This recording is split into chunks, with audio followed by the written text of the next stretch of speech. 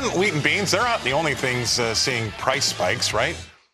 Hot weather has done it to a lot of us. Extreme heat in Europe has caused olive oil prices to soar into record-breaking territory, and we aren't the only ones suffering from this inflationary environment. So in Italy, the cost of cooking the classic margherita pizza has remained well above the inflation rate. Now, in case you wanted to know what the Italians are fighting with as far as inflation goes, it's 8%. In the U.S., it's 3%. So there's that going for us, right? But when you factor in Italy's ingredients prices plus the energy it takes to cook it, it really comes in around 14% higher to cook that pizza than it did a year ago. Now, some ingredients, yes, they've come down in price, but not the olive oil. Nope. Data from Bloomberg shows Spanish extra virgin olive oil prices have risen 282% from their August of 2020 lows. Wow. And olive oil output in Spain may be cut in half this season. And considering that Spain accounts for 40% of the world's supply, this is definitely something worth taking a look at, right? Now, my next guest is partial to a bit of pizza and every now and again. Please welcome to the show, Carley Garner is what we're going to call her today. Thanks for being on. All right, Carley. We thought we'd have a little fun with this. 282% since August of 2020. That's nothing to shake a stick at. That's probably a little bit of a problem in Europe. Yeah, absolutely. I mean, obviously, Mother Nature is mad and it's wreaking havoc on everything. I mean, for full disclosure, I am not a pizza connoisseur. I am going to say some controversial things such as pizza's pizza. And guess what? Avocado oil is probably just fine on pizza. I don't think we'd miss the olive oil. So there's substitutes, just like any other commodity. Last year, we were talking about wheat and dairy being at all-time highs.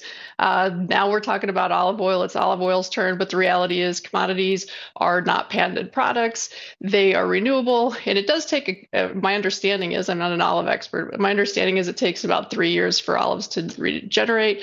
So maybe it's a little bit longer of a time scale, but supply will come, prices will come down. In the meantime, avocado oil is great. Well, you would know because if anybody follows you on the social media, you are not a bad cook, or at least you put some good things together.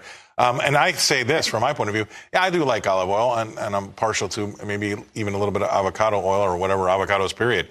But I think that I would be much more concerned about this problem if it was a problem with grapes that would affect my wine. See, so I can probably substitute something else for my olives, but maybe not the grapes for the wine. But seriously, isn't it interesting, though, to see that we've got recession in Europe and Italy just on its own is suffering from an 8% inflation rate? I mean, that seems really high still to me. It is. It's really excessive. I will give, the Fed credit here. They were a lot more aggressive than other parts of the world, and maybe that did do a little more good than people are giving them credit for. I also want to note that California is a agricultural community, and they grow olives and they make olive oil, and they're really, really, really good at it. That's the only olive oil I'll get, and I'm picky. So maybe this is their opportunity to step up. I hope they're listening. All right. Then my next question, this is a little bit of a 40,000-foot view thing, though. I said to Mike, or maybe it was Kenny, I can't remember. But there's a little bit of euphoria in this market because we're at the end, quote unquote, of this interest rate hike cycle, right? But all that's done is raise prices. Do you see the little bit of a spiral happening here? Where like suddenly oil makes it above 75. All of a sudden we have a spike. I know Mother Nature's been behind a lot of it in the commodities, but you started to see some of these things go up in price. And I'm thinking, was 3% CPI? Was that going to be a low tick for the near term here? What do you think? Could we see a little bit of a rise again?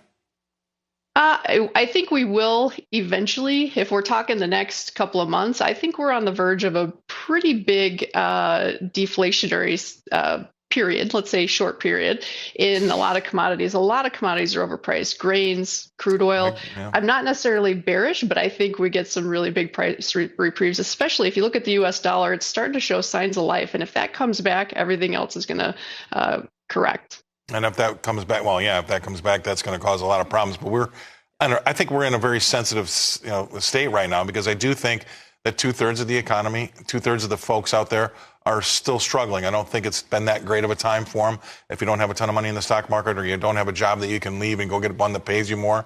The prices that you see, even at the pump, I know that they're down, but they're still way higher than they were when we started out with all this. are still going to make their pocketbooks a lot lighter. But then if you don't have any money in that stock market, you don't care if the Nasdaq's up 33%.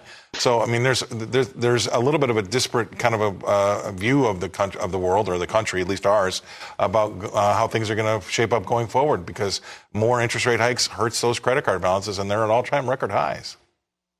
I agree with you. The majority, unfortunately, of Americans are feeling pain. It's the top sections that are doing well, and we can thank all of the money in the money supply. I think that I mean, today the grains are acting like meme stocks, and that's probably because there's just too much money floating around, speculating and being thrown into momentum assets.